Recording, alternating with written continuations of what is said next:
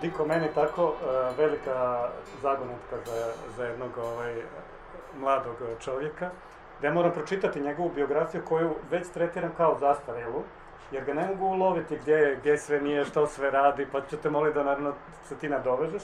A čitam zbog toga baš da vidite koliko je to već veliki raspon. Znači, Dinko Kreho je rođen u Sarajevu 86. godine, bio je član uredništva dvotjednika za kulturu i društvena pitanja Zarez, znači jednog od najvažnijih zagrebačkih kulturnih dvotjednika tada, suradnik regionalnog projekta Alternativna književna tumačenja, AKT skraćeno, te voditelj tribine od riječi do riječi u književnom klubu Buksa, ko prati naravno internet, da kažem tako, medijsku književnost, zna da je Buksa jedan uz moderno vremena Info, možemo reći najvažniji portal za književnost, a Dinko je dugogodišnji suradnik. Književno-kritičke, eseističke, publicističke tekstove redovno objavljuje na portalima Buksa, Proleter, koji mislim da više već ne funkcionira, koji isto funkcionirao. To je tajna, jako javno. Dobro, preskačemo, kao i u tjedniku Novosti. Autor je pjesničkih knjiga, Ravno sa pokretne trake, koja je izašla 2006. Zapažanje o anđelima, koja je izašla 2009. Onda je zanimljivo da se ovdje spominje eseistička knjiga o Dilanu Dogu 2019. A ovdje imamo, recimo, onda tako novo izdanje iz 2021. Ili ona eseistička knjiga elektronska, dobro, to ćeš objasniti. Možemo kasnije. I što je zanimljivo, pored svega već ovog raspona, je koautor radiodramskog krimi serijala Bezdrog. Ono što ovdje ne piše, što ja znam, je da mu je Beogradski treći trg vrlo ugledna nakladnička kuća koja uglavnom izdaje poeziju i recimo tako eksperimentalnu književnost, izdala zbirku pjesama Simptomi. Spomenuli smo, znači, skroz nova knjiga 2021. Naš vršnjak Dilan Dog, koja možda i najviše ima veze s knjigom koju imam u ruci, a to je, znači, izašla je 2019. u nakladničkoj kući Sandorf. Bio sam mladi pisac koja okuplja različite studije i eseje koje je Dinko pisao za različite, recimo tako, portale. Možda najvažnije je tu spomenuti Postnikovljevu rječnik postjugoslavenske književnosti, gdje je najveći dio tekstova i je tu. Ono što je zanimljivo, da se vratimo u Istri, da je, mislim, prvi put bio objavljen u Istri 2009. godine u Lapisu Histrije. Svaka čast. Sa jednim esejem koji se ja mislio, znači, 2009. 86. 23 godine, da vidimo što je pisao Kreho kad je bio zaista mladi pisac. I moram priznati da me oduševio esej, jer je jako dobar esej, sasvim relevantan, koji se tiče srednjeeuropskog identiteta, vrlo zanimljiva analiza, bavi se Kišom, Laslom Vegelom. Ali mogao si odmah da kažem, to kako sam se Istri predstavio, u tom istom razdoblju, malo ranije, mogao se neke poprilično kompromitirajuće stvari naći. Drago mi je što ovom istarskom izdanju. Držimo se toga. Možemo se držati Lapis toga, Histrije da. 2009. Evo, ja bih te molio, znači, da malo updateš svoju biografiju, jer primjećujem, recimo, da slabo te viđam, što se kaže u jednoj pjesmi. U Novostima, u Buksi, na kojim poljima si sad aktivan i naravno što si radio u kući, jer čini mi se da pripremaš naravno nove knjige, nove izdanje. Pa ovako, odakle krenuti? Da, možda prvo ova neka tehnička i logistička nedoumica, naime, ova knjiga je ta knjiga koja se spominje iz 2019. Mi smo imali jednu potpuno, kad kažem mi, mislim, otprilike nekom lančanom reakcijom svi ljudi ikad koji su bili zainteresirani za taj projekt. Imali su jednu neviđenu, zapravo, ne znam, kalvariju sa pokušajem da se ta knjiga objavi, zbog Bonellija, dakle, nakladničke kuće italijanske koja izdaje Dilana Doga i većina tih njihovih, što oni kažu, serijskih stripova, to su ovi naši kioski stripovi, koji su onako jedan potpuno kolonijalni odnos prema ovdašnjoj publici tako održavaju, iako im je to jedna od rijetkih publika izvan Italije, recimo. Dilan Dog je otprilike još možda u Finskoj i u Brazilu donekle popularan. Praktično na zapadnom tržištu postoji samo Italija. Da, postoje neki njihovi pokušaji koji su meni smiješni da se proguraju na američko tržište, čak i japansko, a u komercijalnom smislu, naravno, na globalnom nivou 95% strip produkcije otpada na Ameriku i Japan i ovih ostalih 5% je negdje rastrgano, oni se pokušavaju kroz tih 5% progurati, to baš ne ide. Hoću reći, tiče se i mene kao čitatelja zato što rezultira nekim kompromisima u sadržaju, konkretno zadnjih 5 ili 6 godina evo Dylana Dogga je podređeno tome da se pokušaju progurati od načina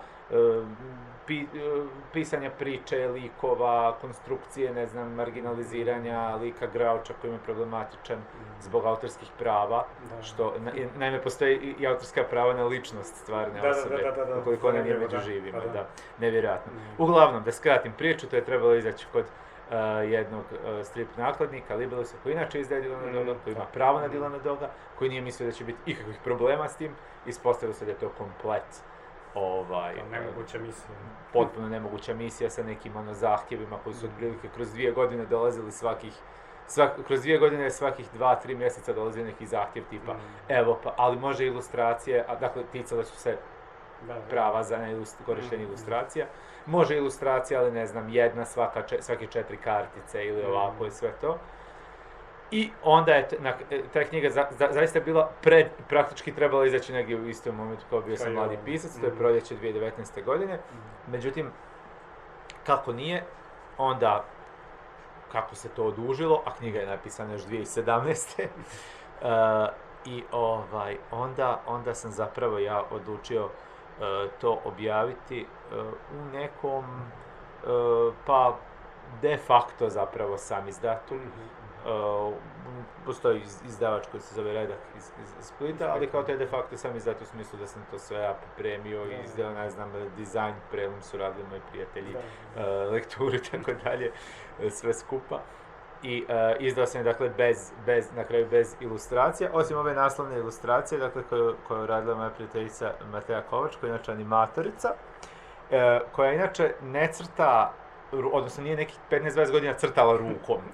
Ovo je bila avantura u crtanju rukom i iznimno sam zadovoljan tom naslovnicom, zato što mislim da citira savršeno zapravo taj neku atmosferu i ambijent Dylana Dogga, a pritom nije ni krši autorska prava, intelektualnu svojinu. Svakako ćemo se vratiti na tu knjigu, ali baš bih htio reći evo kako, znači praktično nešto što je rubna pojava za naše književno polje, ali u stvari se ti privukao i pokazao što znači diktat tržišta, ne, na nekom izdavačkom planu, i koliko su ti globalni fenomeni se lome, čak i preko tako malih projekata i poduhvata. Apsolutno. Znaš, meni su ljudi govorili kao kad sam spomenuo te nevolje sa Bonelijom, su mi spominjali, ljudi iz književnog polja su mi otprilike kao bili u fazonu, pa zaprijetim, reci da nećeš objaviti knjigu. Ne znam, plakat će. Da.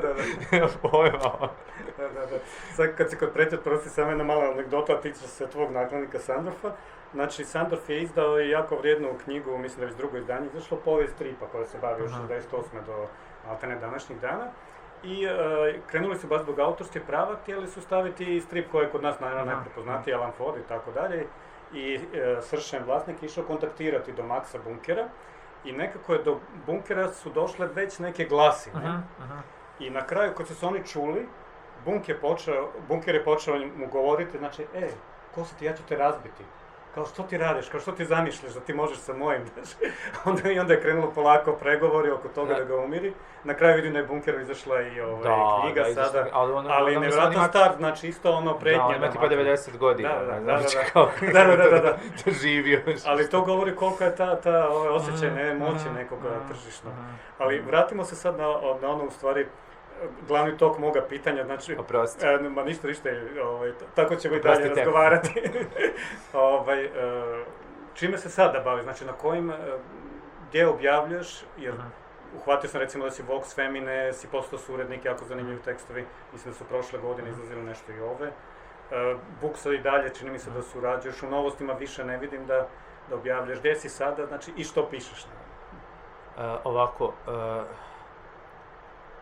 Svi su ti mediji koji su spomenuli, osim možda nesretnog proletera s kojim čiju sudbinu sad ne znam kako će se razvijeti, ali svi ti mediji koji si spomenuo zapravo, ja sam tu negdje, i njima nisam bio zaposlen, nisam nikad počeo raditi, imao početak radnog staža, pa da onda možeš reći da sam prestao, otišao, dobio otkaz ili tako dalje. To su sve neki mediji za koje ću uvijek rado napisati tekst, međutim, recimo, ne bavim se toliko tekućom književnom produkcijom, gotovo se zapravo uopće zadnjih godinu do dvije ne bavim književnom kritikom u tom smislu u kojem se obično ona shvaća kod nas, a to je praćenje nekakve tekuće produkcije, pisanje kritičkih osvrta i prikaza. To u tom smislu zaista ne stignem, jer kao prvo ne stignem ni pročitati. Jednostavno, bila je jedna faza gdje sam jako ozbiljno sebe doživljavao kao kritičar i kao nekog ko tu treba dati neki input, nešto. To kad tome pristupaš zaista,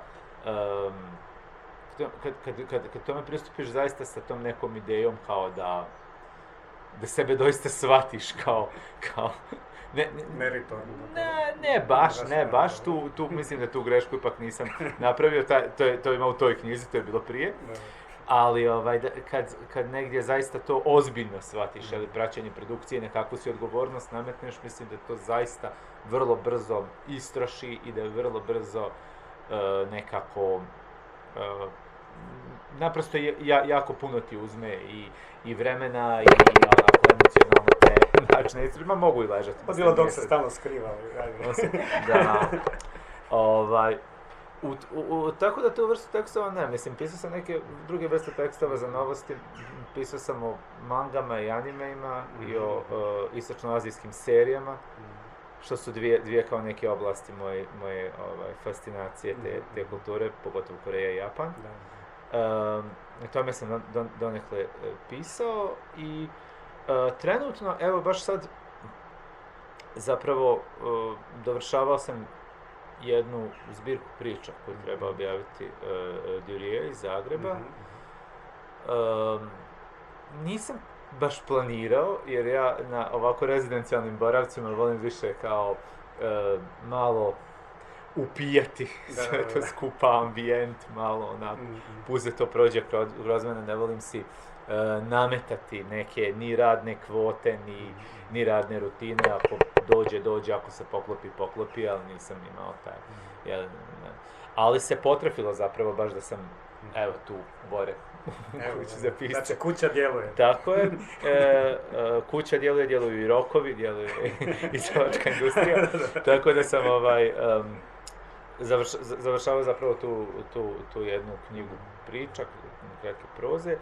Zanimljivo je zapravo da je to je projekt s kojim sam se ja i prijavio ovdje sad, dakle kad sam primljen u program, jer ja sam trebao biti rezident u 4. mjesecu 2020. i onda je odgođeno za 2021.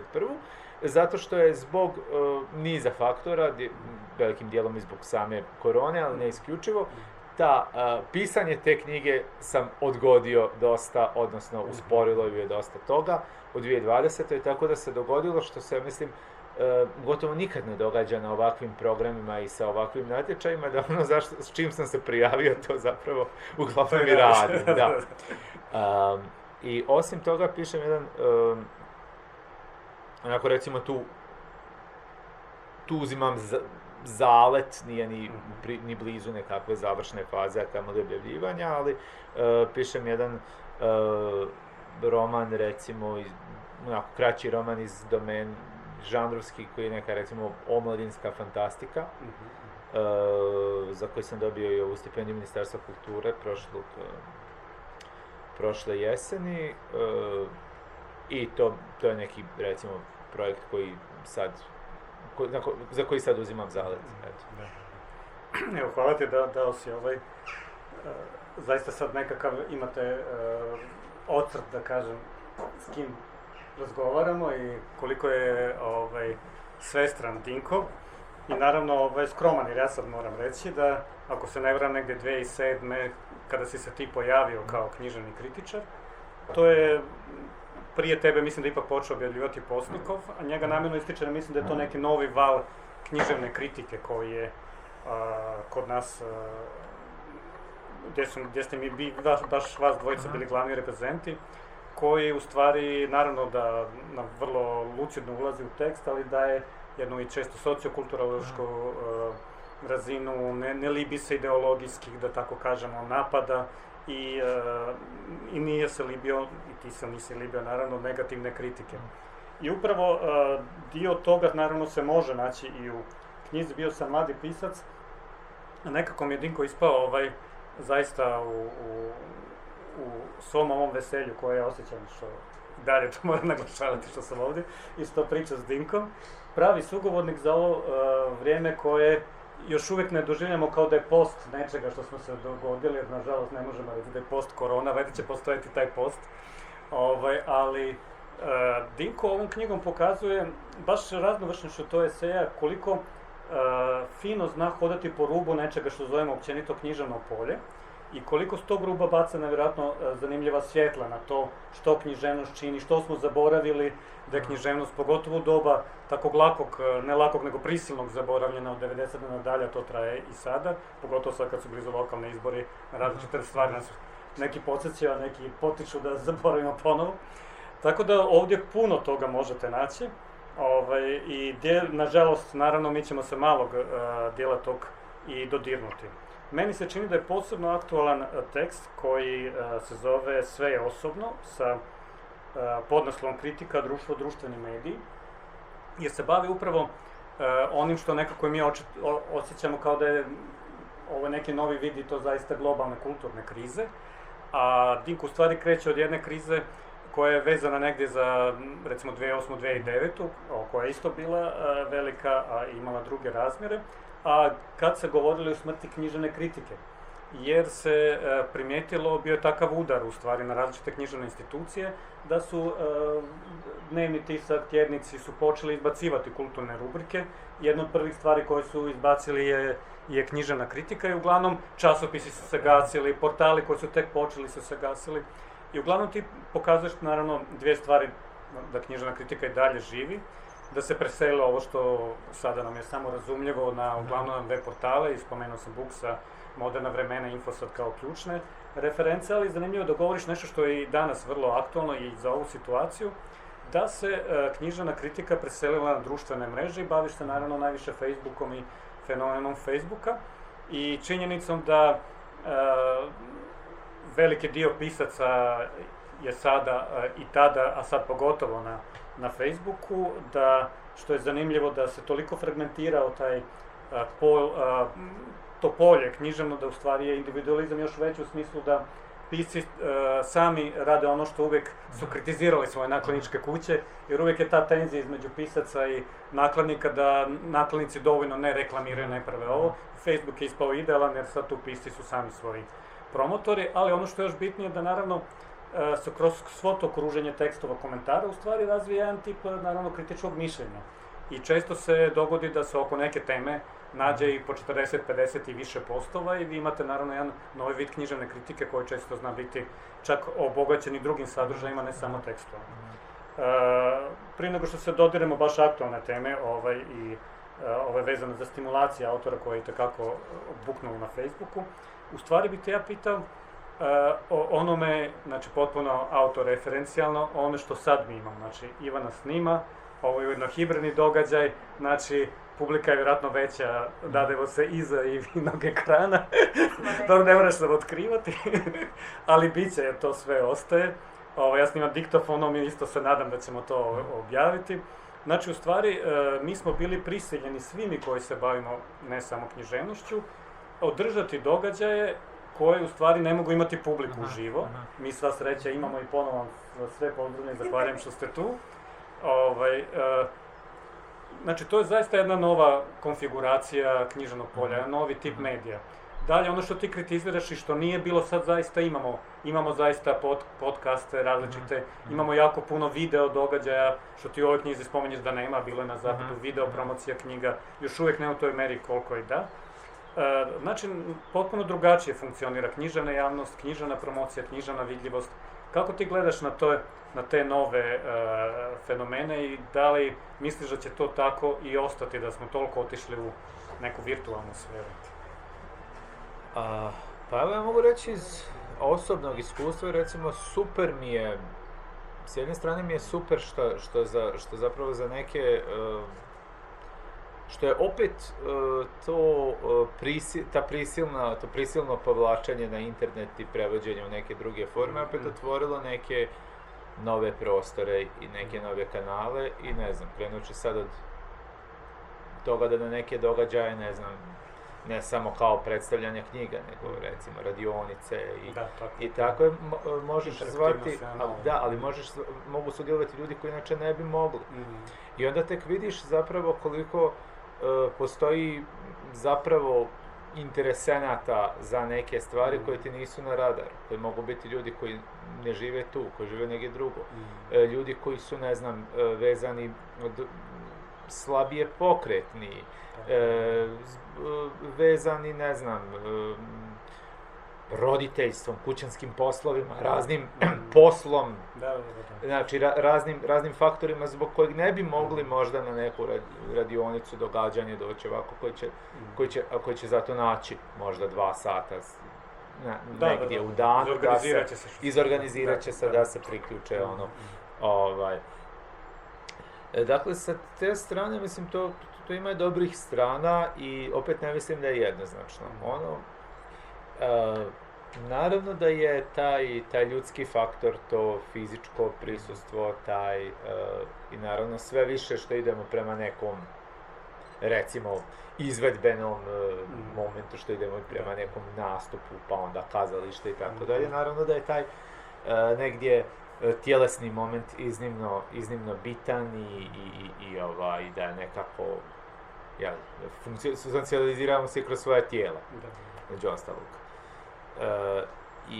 Međutim, ono što je meni tu briga, opet se tiče cijele te strukture, što će se to kao nekakva možda jeftinija i onako brža varijanta, sad kad se ustalilo, te recimo Zoom, Teams, Skype i tako dalje, možda koristiti kao izgovor da se dalje negdje reže kultura, da se režu te neke inako dosta načete strukture i kanali koje nam omogućuju, evo na primjer da se ovdje vidimo, da se nađemo, ne znam da ja dođem u Pazin, da ti dođeš iz Umaga i s te strane.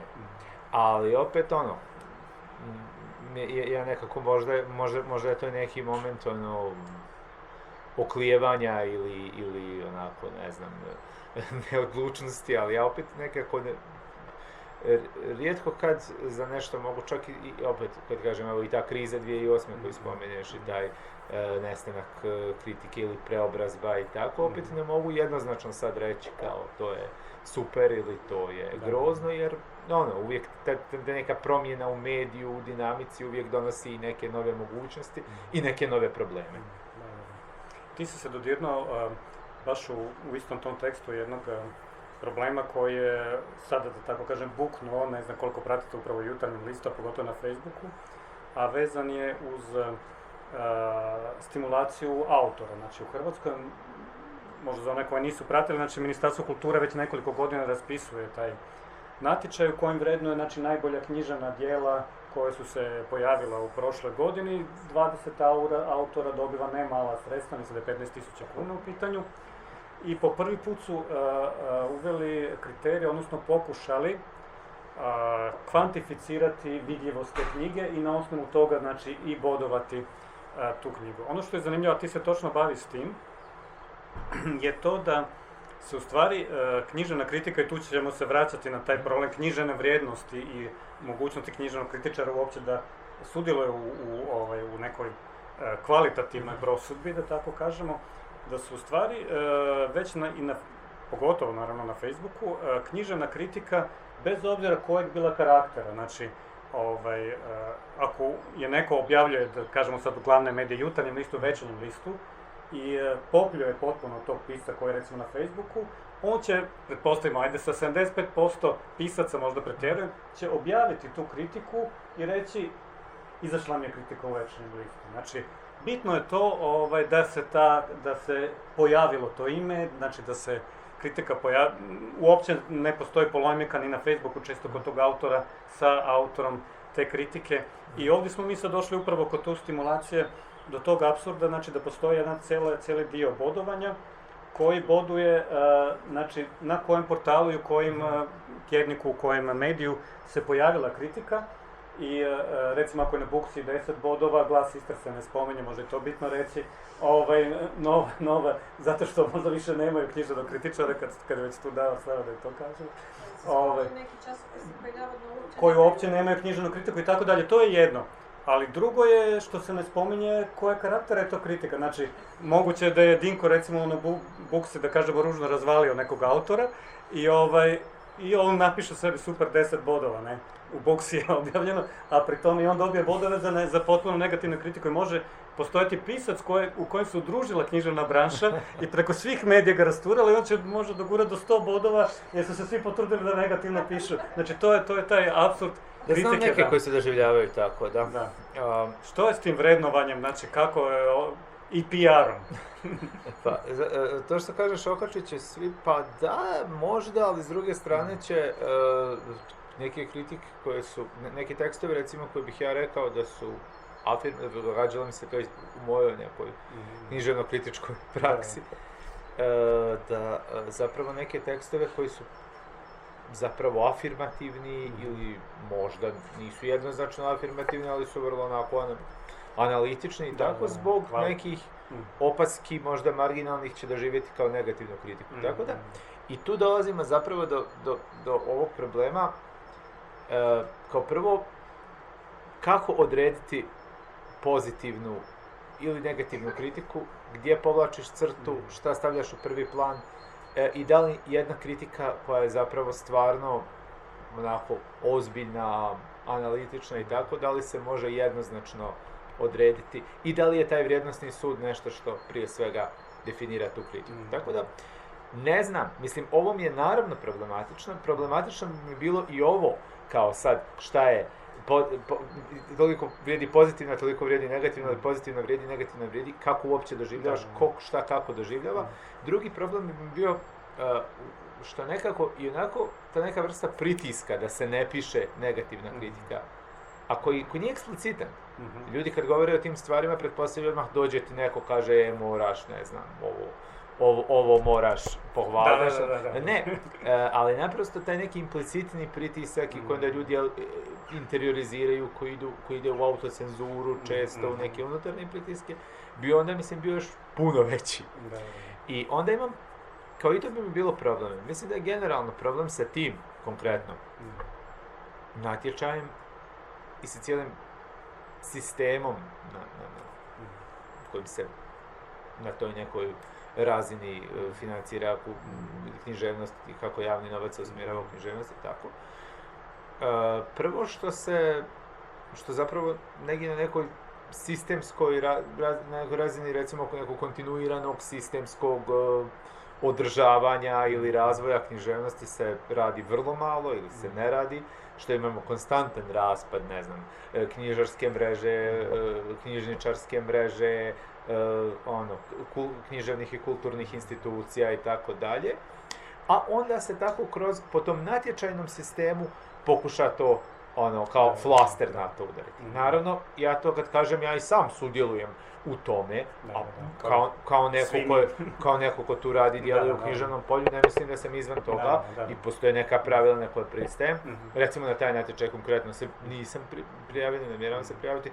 Prijavljujem se recimo već godinama na ovaj natječaj za ove književne stipendije za pisanje, što sam, na primjer, dobio sad prošle jeseni baš za ovaj omladinski roman koji sam spominjao iz, mislim, mislim da je to bio 5. pokušaj. Ali recimo koji mi je isto problematičan u svom smislu da, evo, to je taj isto princip, evo, ne znam, pojedinci se javljaju sa nekim svojim projektima za neku stipendiju i onda je kao taj princip, evo, dajemo novac, kako to mislite, ne dajemo novac, vidite, fina neka para da sjediš i pišeš, a zapravo paralelno s tim se potpuno urušavamo. Mislim, općenito kad govorimo o tom skupljanju bodova, recimo. Imamo natječaje za stipendiranje ili za potpore piscima i onda govorimo ko kako gdje skuplja bodove. Mislim, kako smo odjednom tako lako prihvatili taj, kao i u obrazovanju, na kraju krajeva sa bolonskim sistemom. Da, to kvantificiranje. Kakvi bodovi. Uopće, tako da opet s neke druge strane mislim da je to što se konkretno događa sa financiranjem književnosti i sa problemima sa financiranjem književnosti je zapravo samo neki nastavak svega što se događa u društvu na drugim razinama. Taj današnji kapitalizam koji bi sve popisao, označio, rangirao, konstantno, ono što kaže ovaj Michael Apple koji je teoretičar obrazovanja američki, kao princip je sve što se imalo makne, izmjeri, a ako se ne miče, izmjeri za svaki slučaj, ako se makne. Tako da to što se događa na nekoj društvenoj razini zapravo, ne znam, bilo bi iluzorno očekivati da se drugačije događa i u književnom polju, da se bude nekakva iznimka. Da, moglo bi se reći da neprestano dolazi do nesporazuma između te političke i upravne sfere i ove kulturalne, jer govore dva različita jezika, ova politička koja pokušava sve kvantificirati, a naravno ovdje imamo takvu posla umjetnošću koja se tiče kvaliteta, naravno različita, koja se ne može kvantificirati. Da, ali i neku romantizaciju, neku uvjerenju, neku iznimnost tu vlastite pozicije, kao da ćete negdje imati razumijevanja neke strukture i neki procesi, kao čak nisu ni strukture, to su naprosto neki procesi koji se događaju već, ne znam, više od četvrt stoljeća, a pogotovo zadnjih 10 godina. Neka veća i institucionalna jača kultura može si dopustiti da se postavi na drugi način. Francuzi imaju ono što se zove kulturna iznimka, ili iznimka kulture. To je jedan cijeli set zapravo i što eksplicitnih propisa, što nekih implicitnih sporazuma da kulturna produkcija neće biti tretirana kao tržišni proizvod. Ali to je potpuno druga sredina, to je potpuno drugi omjeri su moći. Pa da, i onda meni kažu neki moji poznanici iz Francuske, kao pa treba proglasiti ovdje tu kulturnu iznimku, ali kao ko je ovdje suveren da tako nešto proglasi? Ko ima tu ingerenciju? Evo, baš polako ćemo ići prema toj drugoj sferi moći, a koja se tiče tržišta, ali bi se vratio i ovoj knjizi i gradu Pazinu, jer ono što je zanimljivo, grad Pazin kao grad književnosti ujedno u stvari grad različitih festivala i književnosti čak uz jednom žanrovskom smislu. Znači, znamo da je grad Pazin prije svega se veže za različite oblike, recimo to tako, fantastike, a tu s nama ponovo ga spominjem je Davor Šišović koji je horor uspio kao žanr vezati za grad Pazin. Znači, na neki način možemo sada apstrahirati i reći da je grad književnosti i grad žanra, recimo Pazin, a ti u stvari gotovo bi se usudio da pola knjige se bavi žanrom na različite načine i na vrlo originalan način. Imamo SF u SFRJ, recimo, znači znanstvena fantastika. Zatim imamo dio koji se bavi, već smo rekli, i Bonelijem i stripovima i tim iskustvom čitanja. Imaš jako zanimljiv dio koji se bavi tranzicijom, ali kroz krimiće Tribusona. Posebno zanimljiv dio koji se bavi nečim što je potpuno zaboravljeno kad se govorilo o književnosti na kioscima. U stvari je postojala ta književnost mnogo prije kad su se razlikovali crtani i pisani romani. Znači oni romani koje smo u stvari češće zvali kao rotoromani, romani koji su ogromnim tiražama izlazili na kioscima, i imamo tu cijeli fenomen Dilana Doga koje ćemo još spomenuti kao jednu. Sve to možemo tretirati kao nekakve različite književne ili paraliterarne fenomene masovne kulture. A ono što je sad meni, i sad potpuno obrćam nekakav smjer ove našeg razgovora, tu bitno je što me oduševilo, taj način na koji ti prilaziš tim temama, oni su To su vrlo često, znači, sociokulturološki, analitički tekstovi, ali koji ne izbjegavaju autobiografsku notu i uvide. I ja bih sad išao na to, a mislim da je to bitno jer se nalazimo u godini čitanja, idemo to staviti u naš okvir širi knjižničarski. A to čitanje naravno je isto tako, nije svako čitanje, da tako kažemo, kvalitetno, neko može biti i opasno, neko je terapeutsko, neko, boga mi, nije. Ali to sad, nećemo sad ići baš na tu temu, nego me zanima i ti praktično svjedočiš kroz te tekstove ono što neki književni kritičari možda ne bi ni priznali, a to je da su uživali u proizvodima masovne kulture, znači da ti ujedno si priznat od tako mogu reći slobodno, svih nas pisaca od književnog polja kao bitan književni kritičar, a s druge strane ti svjedočiš da si se formirao kao čitatelj, uživatelj, kao oduševljenik, da tako kažemo, masovnom kulturom. Koliko ta pozicija, ako se ne varam, evo, 2 knjige su već objavljene na tu temu, Rita Felski, Namjena književnosti, granice kritike, koja vraća te vrijednosti koje nisu te suhe teorijske, nego baš očaranost s knjigom, užitak u književnosti. Koliko tebi stalo do toga pri tvom pisanju i koliko dalje namjeraš se bavi takvim temama? Pa dobro, mislim, mene je formirao žanr, mislim, kad kažeš žanr, inače ima dosta nesporazuma, jer to kod nas je jako često žanr shvaća kao imaš neki set elemenata, zaplet ovakav, likove onako, i to pa ti to promućkaš i nastane nešto ili ne nastane, ili ubaciš kao jedan element žanra. Isto šta je žanr, šta se doživljava kao žanr je uvijek stvar nekakvog isto odnosa. To je nekakva društvena konvencija, društveni ugovor. Dizajn korice neke knjige može na kraju krajeva odlučivati o tome hoće li se one doživljavati kao, ne znam, neki na koju policu će ići. Da, na koju policu će ići, hoće li se doživljavati kao neki onako krimić za kao takozvano široko čitateljstvo ili kao ozbiljna književnost. Jako puno toga utječe na to što doživljamo. A što se tiče, ali kad to kažem, apsolutno ne pokušavam ublažiti ili relativizirati ovu činjenicu da sam ja, ti kažeš bio, ja kažem jesam apsolutno u životu masovne kulture. Danas čitam više,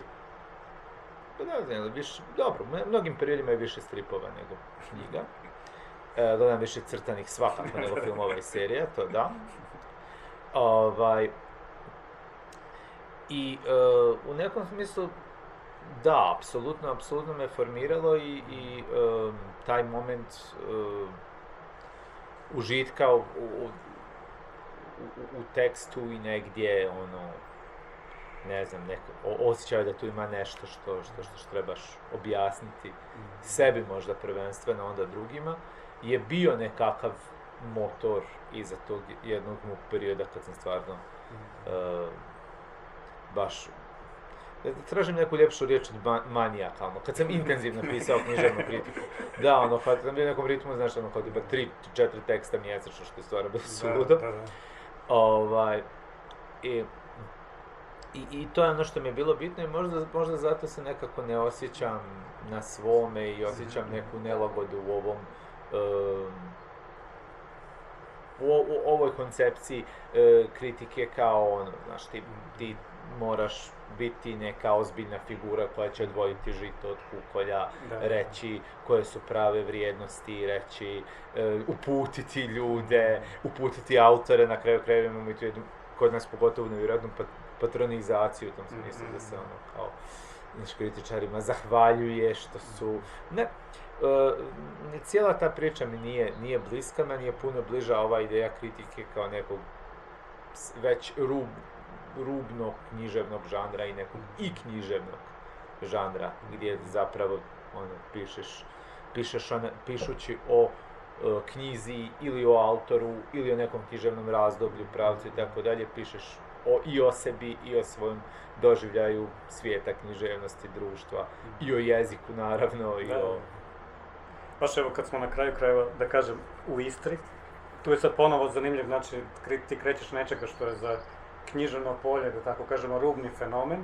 U Istri Dylan Dog je posebno živio, ja ti mogu reći, mi u Umagu smo imali kutije talijanskih izdanja i hrvatskih. Jel se mogu još naći u mogu talijanske, jer znam, u Puli više ne stižu. Da, ne, za kupiti ne. Više ne. Pa da, nego ljudi naravno nabavljaju. Da, sada mnogo teže. Ali zanimljivo je, znači, i ti skromno počinješ ovu knjigu kao to neće biti sociokulturološka analiza, a u stvari, ja ne znam da sam čitao bolju sociokulturološku analizu neko strikt fenomena. Ono što je jako zanimljivo da referiraš neprestano na talijanske linkove, autore, YouTube, rasprave, forume, znači itekako se koristiš talijanskim izvorima. Isto što je bitno, ne zaboravljaš da je to jedan jugoslavenski fenomen bio, Dylan Dog, i dijelom naravno još uvijek i jeste. I onda uspoređuješ ta izdanja Dnevnikova, Novosadska i Splitska koja se pojavljivala Libelus kasnije. Ali ujedno uključuješ taj autobiografski moment. I sad, ja bi tu išao još na jedan zanimljivi, govorio se o tom koliko ti u stvari ne paše ta akademska uloga, recimo, kritičara, i na koju često nailazimo različitih sukoba upravo na tim akademskim poljima. S druge strane, naravno da ti upozoravaš koliko tržište sve više diktira, evo mi smo počeli s time kako nisi mogao objaviti ilustracije iz Dylana Doga, i imaš sam jednu širinu, to ja moram Dinka stalno hvaliti, ali recimo Dinko, recimo tako, francuskim vladaš, pišeš, čitaš, engleski piše i na engleskom jeziku, znači imaš jednu zaista mnogo širu sliku nego dobar dio nas koji pokušamo pratiti sve stvari, ali ti si na tom jezičnom polju. I sam se baviš jednim novim fenomenom za kojim bih svakako ja volio sad da ga tematiziramo, a to je ta nova diglosija. Znači imamo jedan cijeli tekst u knjizi, a to je činjenica, evo ja sam se iznenadio, znači iskreno, mada sam znao da je takva situacija, da ću to čuti uživo, nisam, a onda sam našao da Dinko to spominje u knjizi, doslovno isto moje iskustvo. Znači, držao sam u Rovinjskoj gimnaziji radionicu pisanja Edo Budiša po kratkim pričama i 10 učenika sam imao i tipa bilo je što čitati, upoznavanje. I prvo je bilo, znači, da oni čitaju samo stranu književnost. Ok, to se još razumije. Ti misliš talijansku. Da. I onda krenu mi nabrajati pise i sa sva sreća, da kažem, pošto i moja kći je tog uzrasta i voli fantastiku kao žanr, prepoznam neke pisce, ali znam hrvatsko tržište i znam da tih pisaca nema u prijevodu. I onda mi klikne to pitanje, ali na kojem jeziku vi to čitate? Svi unisono na engleskom. I jedan me je pitao da li on može na engleskom odgovarati na moje pitanje na radionici. I da piše na engleskom. Pa rekao, ja se prvo zamolio, tu smo došli da razvijemo svaki književnost je vezana za jezik. Ali to je za mene bilo potpuno novo iskustvo i onda sam naravno pričao sa mnogim i piscama i kolegama da u stvari mi, što bi se reklo, gubimo čitatelje hrvatske književnosti na različite načine. Kako ti gledaš taj novu ulogu engleskog jezika, kako mlade uopće, to je ta godina čitanja kojom se mi sad bavimo, kako ih privući čitanju na hrvatskom i kako gledaš taj fenomen diktata, u stvari, s jedne strane anglofonog tržišta i masovnih žanrova koje stižu od njih, a s druge strane samog engleskog koji ulazi preko toga. Pa meni je, na primjer, zanimljivo, ne mislim da je to fenomen koji se može ograničiti na mlade, niti prije bi se možda mogao ograničiti klasno, na nekakve, kao, ne znam, srednju klasu iznad, za koje se pretpostavlja da od malih nogu si učio da govoriš engleski danas. U tom smislu bi se možda mogao omeđiti, ali ne mislim da je dobro. Zato što, opet mi je to nekako sistemska stvar. Zaista, to anglofono tržište diktira apsolutno odnose moći, diktira šta se objavljuje, šta se prevodi. Mi imamo, znači, više stoljetnu, i to naravno svima u Istri je jasno i dostupno i tako, imamo više stoljetnu tradiciju prevođenja sa talijanskog jezika.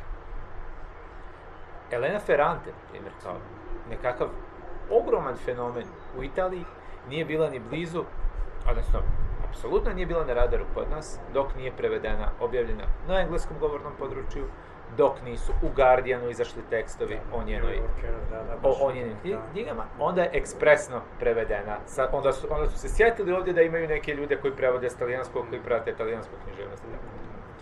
Edouard Louis, koji je književna senzacija, kao Francuskoj, se isto tako pojavio nakon što je prošao taj, nakon što je na anglofonom tržištu se negdje prošlo. Da, ti upravo u ovoj knjizi spominješ da bi ga rado preveo. Da. I što je zanimljivo, tada hrvatski prevod uopće nije bio na vidiku, ali je beogradski. Da. Ali izašao je znači knjiga, mislim da je to Povijest nasilja, dakle drugi roman tog francuskog pisca, hrvatsko izdanje, znači na onim blurgovima na poleđini knjige, ima tipa odlomak iz kritike u Guardianu, odlomak iz, ne znam, LA Review of Books i možda iz New Yorkera. Da, kao da je američki. Nevjerovatno, kao da je anglofoni pisac, kao da, pa još bih rekao da dolazi iz neke ovako kulture skroz devastirano to, kao časopisno, kao što je naša, ali u Francuskoj zaista ima neke periodike i novina odakle su mogli prenijeti. Onda, znaš, ali kao i opet, to mislim da je nekakva sistemska, urednička, sve se validira kroz tu prizmu. I zaista mislim u tom smislu da nastaje neka diglosija u smislu da zaista upotreba jezika za, opet što ima veze sa pozicijom Hrvatske i ovog cijelih naših prostora, što kažemo, u tom nekom evropskom kontekstu, naš taj poluperiferni, polukolonizirani položaj, zapravo za nekakvu socijalnu mobilnost treba će ti engleski za nekakvu, dolazimo na cijele priče o emigraciji, ali meni je nevjerojatno što potpuno, kako da kažem, to su neki procesi koje ne možemo sada ti i ja odlučiti, evo kao sada to, ali možemo biti svjesni negdje reflektirati, a vrlo rijetko se reflektira, vrlo rijetko se govori o tim. Da, rijetki glasovi to još uvijek alarmiraju kao Buden, recimo, koji je nedavno u Globusu pokušao da... Da, ja sam se zapravo prije svega na njega tu, mislim tu konkretno u tekstu u diglosi pozivanja, znam na Rastka Moćnika koji govori to u kontekstu univerziteta, kao recimo jedan od ogromnih, evo ti živiš u Sloveniji, pa možda ti to još bliže, ogroman broj univerzitetskih programa u Sloveniji, a trendi u Hrvatskoj, pogotovo na ovim tehničkim fakultetima, se na engleskom jeziku održava. Slovensko književno polje koje je mnogo manje piše njihovi u startu pišu na engleskom i slovenskom i ne računaju na široku. Ali, govorim sad recimo u akademskom kontekstu, predavanja se drže na engleskom jer je opravdanje za to kao pa i želimo privući strane studente, pa Erasmus, pa ovo ono. Pričemu potpuno to Rastko Moćnik, dakle, slovenski sociolog u tom tekstu skreće pažnju na to, potpuno zaboravljamo da smo imali decenije i decenije studenta iz nesvrstanih zemalja koji su dolazili iz potpuno drugih kulturnih konteksta, iz potpuno drugih jezika i koji su učili te jezike. Dođe, prođe tečaj, pa negdje se priključi, negdje se Ja isto ne znam, 90-ih kad smo došli, mislim, kao izbjeglice iz Bosne u Zagrebu živio, onda sam u Francuskoj, ali kad sam došao u Pariz, dobro, to je sad naravno drugi kontekst, to su te kolonijalne zemlje koje imaju te razrede predviđene za strance koji će doći iz bivših kolonije gdje je razred kao za učenje jezika. Onda došao sam u razred za učenje jezika, znači osnovna škola bila na tom nivou, neke predmete smo imali sa ostatkom škole i znaš, kad si u sredini uhodaš se. Učiti jezik u sredini, ti znaš i studirao si jezike i govoriš ih i više i na više jezika djeluješ, ti kad si u sredini to ide, mislim. Tako da, jako se koristi to kao neka linija manjeg otpora zapravo da bi se pokušalo doći do... Jako puno se žrtvuje da bi se došlo do nekih zapravo malih. Priličak ustupaka. Da.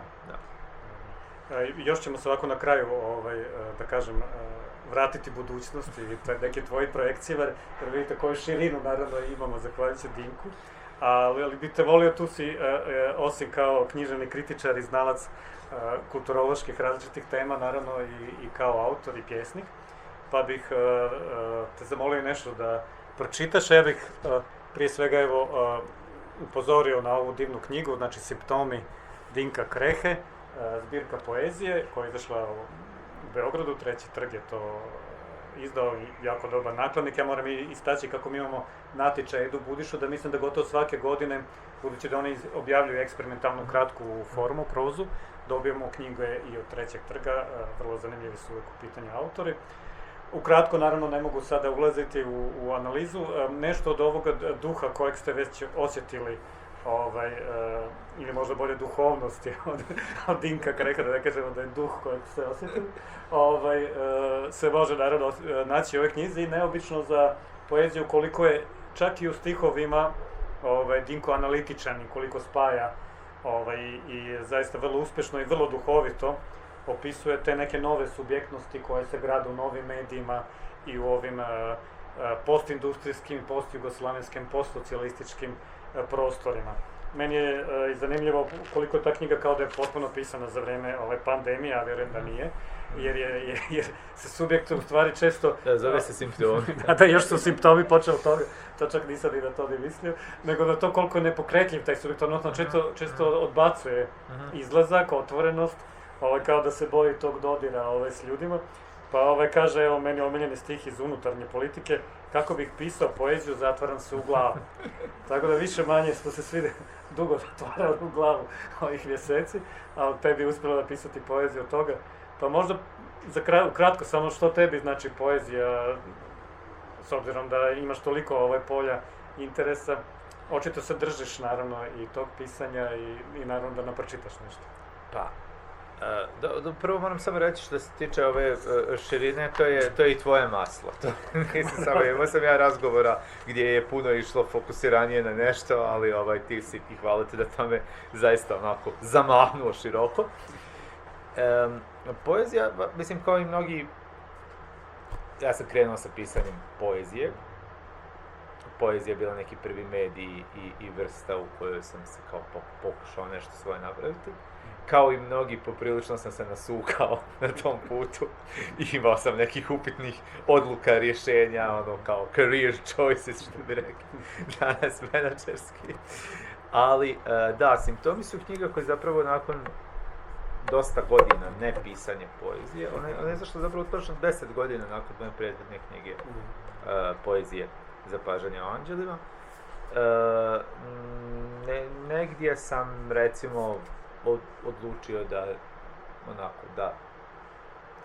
da mogu se negdje restartati u toj pjesničkom mediju, a poezija za mene, mislim, kao i književnost općenito, može ona imati ovo što smo mi sve rekli i ima, ja ne bježim od tih nekih i društvenih referenciji, implikacija, političkih, kulturnih i tako dalje, ali naravno prije svega je stvar jezika i nekakvog organizacije jezičnog materijala. Eto, to zvuči sad malo i možda i pretenciozno i banalno, ali ne znam kako bi to drugčije rekao, da ne davim opet sa digresijama pola sata. Dakle, stvar je jezika i nekakvog, traženja, neke potrage, rudarenja, što bi rekao Skender Kolenović u jeziku, a onda sve ostalo. Da, knjiga se na zanimljiv način potrefila, ona je izašla 2019. Dakle, na zanimljiv način se nadovezala na ovu epidemiju. To je apsolutno knjiga o neurozi, o strahu, mislim, koliko ja mogu vidjeti kao autor, opet ne mislim da imam definitivnu riječ o tome. Dakle, i da, nije inače, ne može se naći u knjižarama u Hrvatskoj, ali odnedavno u Pazinskoj knjižnici i u Umaškoj ćete je moći naći, tako da je to. Moguće i međuknjižnična posudba. Međuknjižnična posudba, tako je. Pa evo, možda bih, kad si već spomenuo tu tebi dragu pjesmu, možda bih je pročitao, Ni meni nije mrska. I možda još jednu noviju, recimo, čisto kao neki preview i da onda pustimo ljude da idu dalje svoj posao. Unutarnja politika. Kako bih pisao poeziju, zatvaram se u glavu. Svijet je već tamo, spreman za obradu, intenzivan i pun. Postoji li šansa za pjesmu Šmugnem u svoju glavu kao svjetlo u sjelicu? Za sobom uvlačim ruke i noge, vrat i uši. Ruke i noge, vrat i uši. Koliko imam ruku i nogu, vratova i ušiju, to zna samo Bog. Nadam se da ću dočekati Boga, da kroz njegovo o pogledam kao kroz špijunku. Tko zna čime se Bog zabavlja dok čeka na postojanje? Ja se zatvaram u glavu i pišem poeziju. Za sobom uvlačim ruke i noge, vrat i uši, ruke i noge, vrat i uši. Vodim unutarnju politiku. Držim fige čudu. To je iz Simptoma. Hvala, ali još ću vas malo daviti. Ovo je iz jednog, dakle, pjesničkog rukopisa pod radnim naslovom Dobri objekti. Poslije obiteljskog stabla čekala nas je džungla. Probijali smo se sve dok je išlo, no to nije bilo dugo. Hvat nam je slabio, ramena gorjela, a i šijatiku strovario. Postajali smo sve ranjivi, divljina je to znala iskoristiti. Kapitulirali smo u poljskom cvijeću. U podnožju jednog zida iskapili energetsko piće, provjerili nebo, potpisali se nadimcima. I već nam je valjalo natrag. Čuli smo cestu. Na trenutke bi nam se čak i učinilo da možemo namirisati kavu s benzinske. Zvijezde su bile propisno ucrtane. Ipak, znali smo da prečice za povratak nema. Ondje gdje smo se nalazili, autobusi više ne skreću. Hvala vam i hvala na dolasku.